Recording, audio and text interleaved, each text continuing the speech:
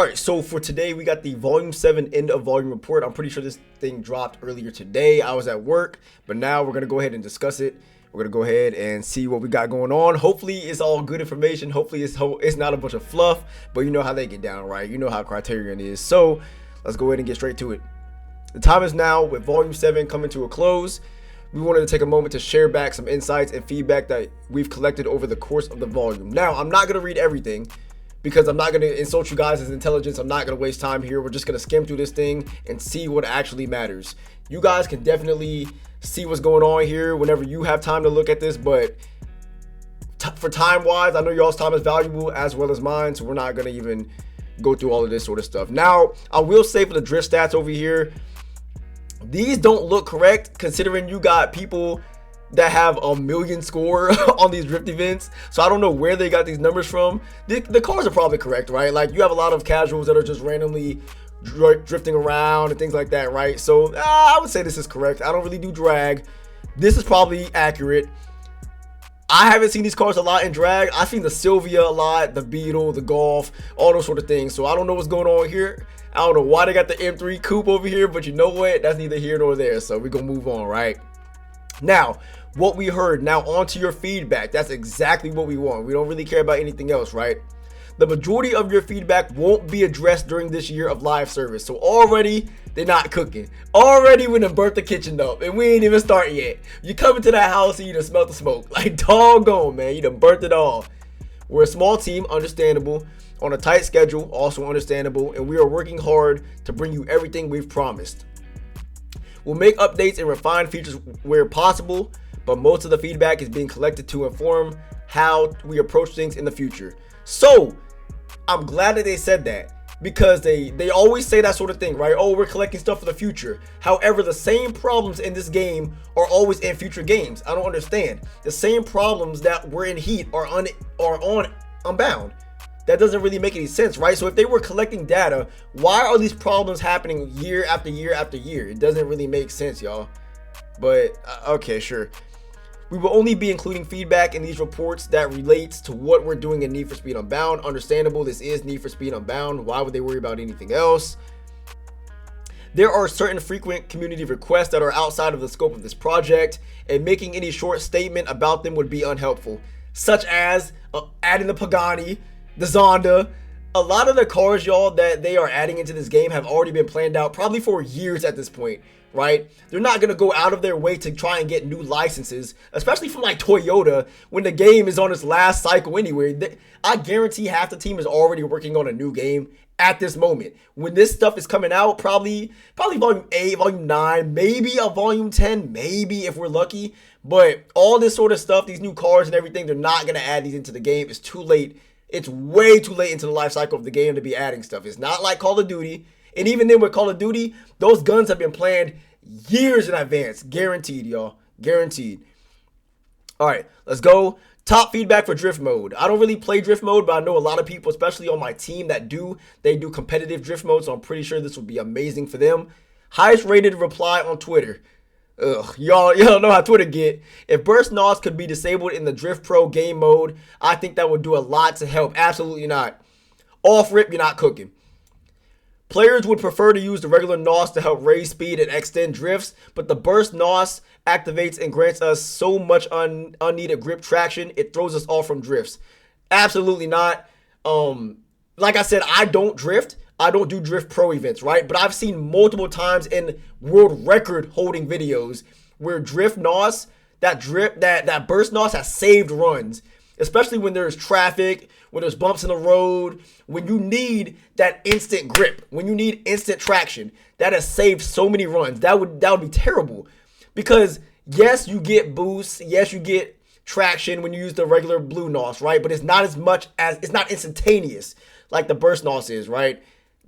No, absolutely not. That is a terrible, terrible decision. If they were to do that, that would be drastic to the drift community.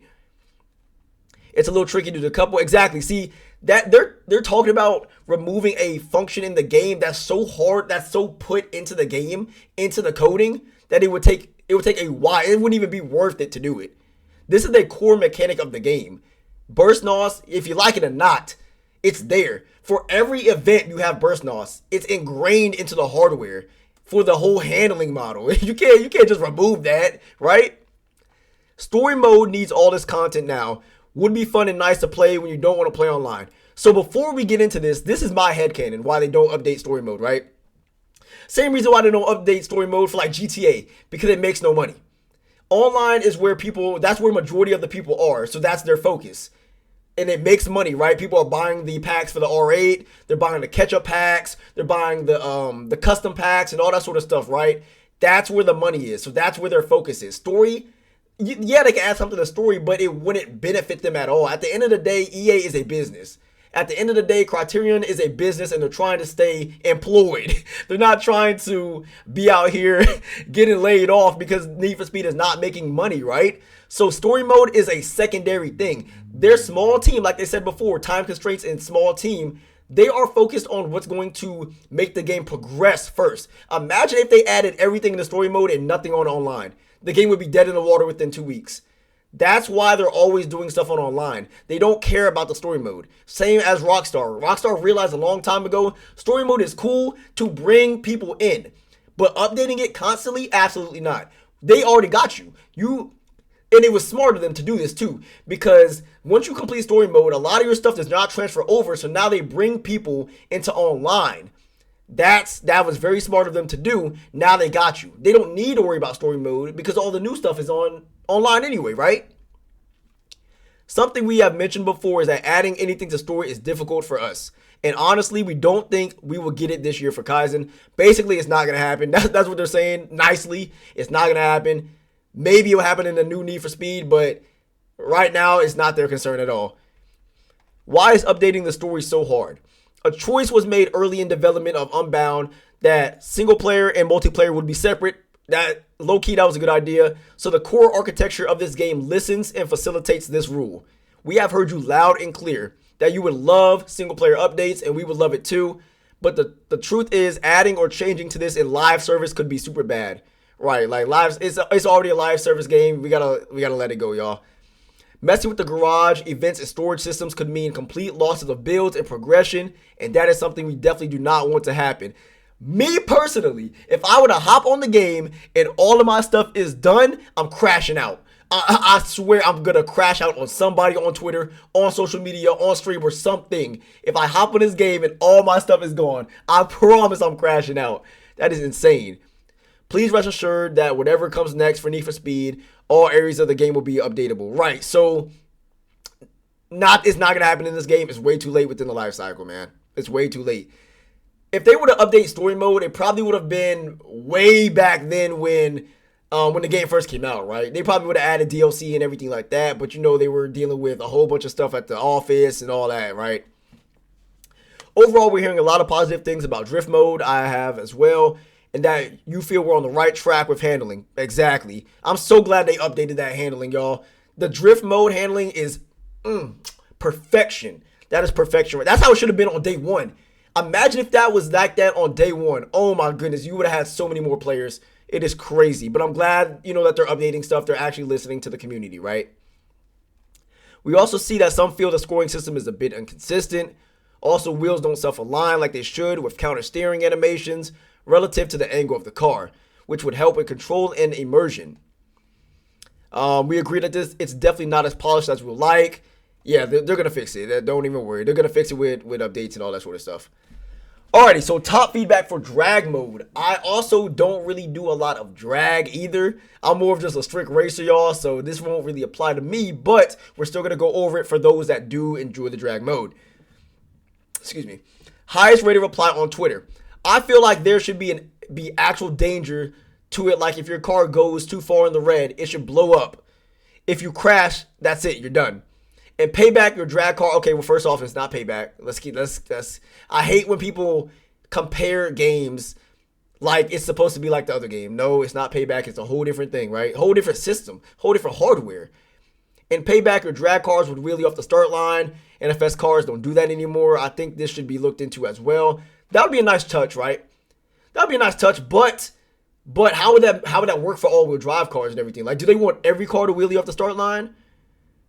I mean, if you have an all-wheel drive car, wouldn't your car automatically just be better in general because you have all four wheels on the ground as opposed to somebody whose car is, wheeling off the start line? Would that be strictly like visual for a visual effect, or would that actually be something that affects the performance of the car? We love this idea and it is something we considered, but unfortunately it's not something we could get to. Right, so it's not going to happen. Probably in the next game, but not this game. As with all things Kaizen, this drag mode will now be a base for us to work upon in the future and make better, more rounded, and nostalgic as per this suggestion. Alrighty. Being able to over rev and eventually having the engine go out when over revving for too long. Okay, so this is basically what he just said. Okay. And they risk the engine to die for some extra speed. I don't know, bro. Like this is not a sim game, y'all. This is an arcade game, and people don't understand that. This is an arcade game. They want everybody to be able to play the game. They don't want the game to be too hard where now they don't have a player base for something that they just added into the game, right? Because as y'all can see before, they can clearly see how many people are playing, what cars are using. The numbers are all there, right? They don't want this to be super simmy where where your engine could blow up and your car could spin out and all that, and your engine could die halfway through, because that would definitely turn off some of the casuals. I guarantee these people right here, they're hardcore drag racers right here. They love drag in every single racing game and they're looking for that. But I don't think that's gonna happen. Like obviously a Souls-like fan. That's what I'm saying. Like they don't want it to be too hard. That's not the whole point. It's not a sim racer, y'all. It's not a sim drag game. It's an arcade game. Anybody can pick up the controller and be good. That's what they want it to be. They want it to be like Call of Duty. It's not like Battlefield. It's like Call of Duty. Okay, we're hearing a lot of positive feedback. That's excellent with drag mode. I've already made a video on drag mode. If they could just limit the amount of control that the AI has over you, especially with like transferring lanes and things like that, perfect. Also, there's obstacles in drag. I don't know why when you start the race on one of the drag races, there's literally an obstacle to the right, and if you don't switch lanes immediately, you're gonna hit it. And same with like the highway race and S Plus, I believe. Why is that there? That stuff should be gone completely. But besides that, drag is fine. It's whatever. If y'all want to see the drag video I made, it was a few months ago when drag first came out. I will link it in the description for you guys. Top feedback for League. Now, this is not, anybody that's confused, this is not Need for Speed League. This is not the competitive side of the game. This is the league that they added where you can just race, every week you can race a new racer. And that's something that they're excited for. Racer X really carried the whole thing, if I'm gonna be honest, right? But that's something that is so irrelevant that it wouldn't really matter if it was in the game or not in the game. I don't think it added too much, in my opinion.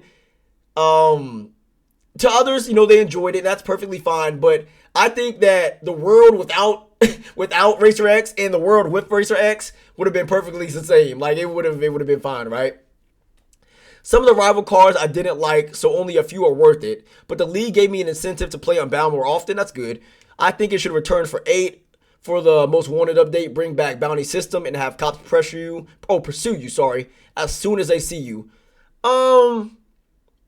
That's cool, but if they do their pursue, it can't be that thing in story mode, right? Where after the race, your car just stops and it counts down, and then you actually do the cop pursuit. It has to be instantaneous. As soon as the race is done, instead of just sitting there with your car, boom, you jump straight into it. That's what would make it absolutely fantastic.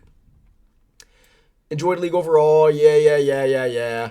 Good news for you. League will be back for Volume 8. Hopefully it is better cars, more enticement for everybody, with the same systems but new cars to go after each week. Okay. That's fine. Like I said, people enjoy it, people don't enjoy it, but it's one of those things that's so minuscule in the game that who cares, right? Who cares if it's broken? Who cares? Because it's not something that you have to do anyway, right? Let's see. Highest rated reply on IG. A great addition with decent challenges, almost similar to the Blacklist. It made me actually come back to the game after 2 volumes. Okay. Well, dang, you done missed a lot of stuff, brother. Kept looking forward to play it after work weekends. Okay. Didn't have an issue with multiplayer focused updates. This is good right here. This is good. This is how it should be right here. A lot of games are focused. If you have multiplayer, a lot of games are focused on the multiplayer because, like I said, that's where all the players are, and that is where the most money will be made. Usually jump straight into online. Exactly. See, that's the thing. People don't even be on story mode like that. The numbers for story mode have to be astronomically low, y'all. And it's one of those things where it's the needs of the many over the needs of the few. If 100 people are playing story mode and 100,000 people are playing online, why would they worry about story mode? Y'all could just come to online and be like everybody else, right? I wish they didn't come stock. Yeah, that's fine, but it's easy to get money in some aspects. You want the league back, maybe bring back OG racers. Yeah, so we like leagues. Basically, like I said, y'all, it's something that a majority of the people like. It's cool. It's cool. Top feedback for new rides, bro. It better not be no nerfs for the R8, bro. Oh my! If I see any nerfs in the R8, I'm crashing out. Both cars feel great. The Mustang Dark Horse is a bit of a beast, but yeah, the M3 Touring is also. But people have to realize it's also slower.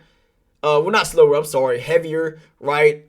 So it's not gonna feel like the Dark Horse. It's not a muscle car. It's a almost a caravan. It's not gonna feel like the R8, right? The Dark Horse is indeed a beast. Yes, it is. And we hear and see the feedback for around the M3. I don't think they're gonna tweak the M3. I think it's designed just like how they wanted to design it. I think that if the feedback is overall negative, they will tweak it like the Regera. That's the only time that they've ever tweaked the car, though. Besides moving cars from out of classes, but like the performance of a car, they have yet to touch another car from the Regera, and that was like in Volume 1. Maybe Volume 2. Add E30. They're not adding this. They're not adding this, y'all. They're not gonna add new cars. The game is too far in. There are many cars we would have loved to have added for Drift and Drag. Probably Toyota right here. Hello. But as mentioned, before we already have a specific set of cars that were in production. Right. These cars have been planned out for years. I guarantee a couple years. They've had a roadmap of everything that they've had to do for the life cycle of this game, including the cars. Guaranteed. Guaranteed. We have a specific set of cars that were in production, right? They've already had the licenses. They've already paid for all that stuff. They don't have the time or the money to be doing new stuff, new changes, right? In the case of year 2, we've had to match up cars that we already had in production, right? Right. Results in the mismatches like the M3 and underground themed volume. Yeah, so yeah, that stuff. Yeah, that's not gonna happen, yo. I'm sorry, but that's just not gonna happen. Top feedback for NFS Legends. What is that? What is NFS Legends? Lots of discussion about NFS Legends content you would like to see.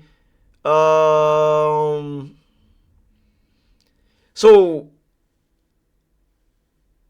you really enjoyed this expansion, bringing back life into a game that I really thought was done with. Oh, is this the PvP thing? I think it's the PvP thing, the Legends. Yeah. That's the PvP where you're able to go into the same car and it's the older cars like the Rosa and all of those. Okay, yeah. That's fine. That's like I said, a lot of people play that, a lot of people don't play it. If it was missing, who cares, right? As long as it works and people are happy, then that's all they care about as well. They'll probably add more cars into it, especially since these cars are already in the game anyway. It should be fine. You know? Well, some of these cars are in the game anyway. Alrighty. Speed Pass. We need an AI in online. It feels so dead. That or increase lobby sizes drastically or dramatically. That's cap. Online does not feel dead. That is bad cap. Now, if you have a lot of people doing other things, it may feel dead.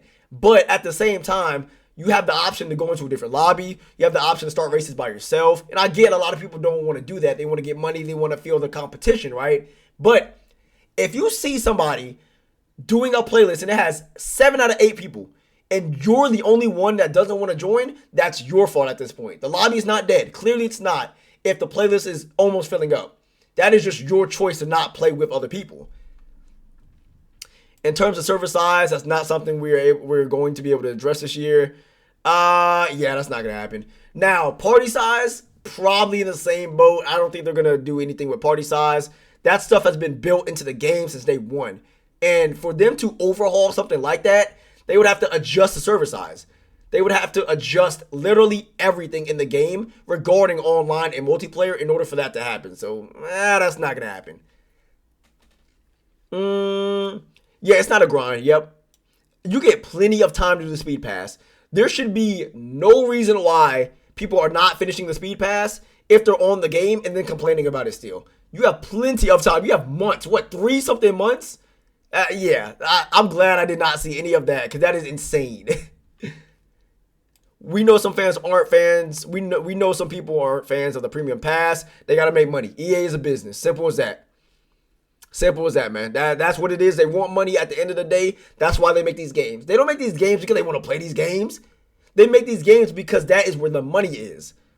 Like that. That's simple as that, man. I guarantee a lot of people don't even play EA games. They probably don't even play video games. They see so many video games at the job and testing them out. They don't even play them at home. They just want the money, man. It's a business. Simple as that. You just want the dang infinity wheels and plates.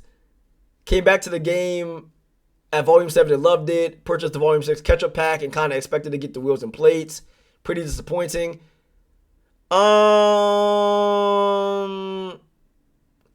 Yeah, that's just you. You didn't do your research. That's what this is. Because if you did your research, you would understand that that stuff is premium stuff. So that's just you not reading, unfortunately, brother. So this right here, invalid automatically. When buying a catch-up pack, it just gave you access to the free tiers. Like, everybody knows this, man. You got to do your research before you do stuff and complain about it, right? Catch-up packs are confusing. I mean, I could give them that.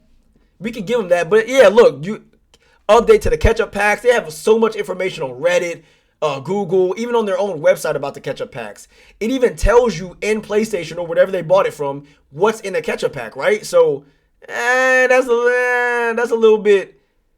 That's a little bit, Alrighty, sure. See you soon. Thank you all so much for being part of this journey. As we continue to build towards the ultimate NFS experience. We hope that you're accurately captured your feedback here, but if you disagree, then feel free to hit us up on Instagram or Twitter. Sure, absolutely.